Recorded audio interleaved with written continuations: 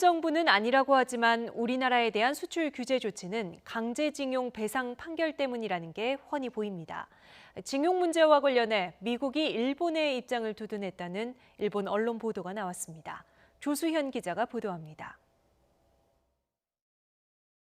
강제징용 피해 보상이 1965년 한일 청구권 협정으로 이미 끝났다는 일본의 입장에 미국이 지지를 표명했다. 마이니치 신문이 일본 정부 관계자를 인용해 보도한 내용입니다.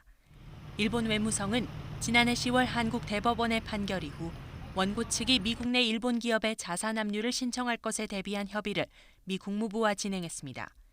이 과정에서 미국에서 소송이 제기될 경우 국무부가 소송은 무효라는 의견서를 미국 법원에 내주도록 요청했습니다. 이와 관련해 미 국무부가 지난 연말 일본의 주장을 지지하는 입장을 일본 측에 전달했다는 겁니다. 미일 양국은 또 올해 7월 고위급 회담에서 일본의 입장을 확인한 데 이어 이달 초 아세안 관련 외교장관 회의 때 고노다로 외무상을 만난 폼페이오 미 국무장관도 이해한다는 입장을 밝힌 것으로 전해졌습니다.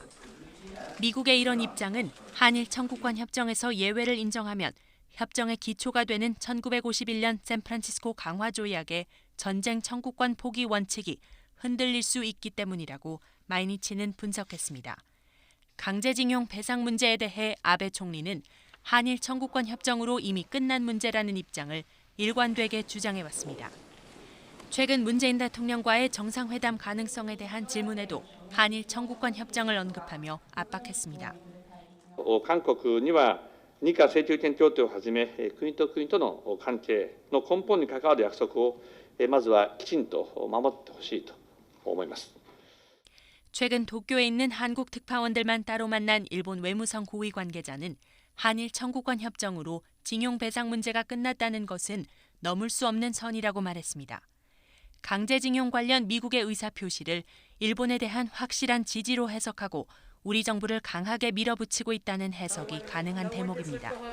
하지만 미국의 의사표기를 일본이 아전인 수식으로 유리하게 해석했을 가능성도 있어 앞으로 미국의 진위를 두고 논란일 것으로 전망됩니다. YTN 조수현입니다.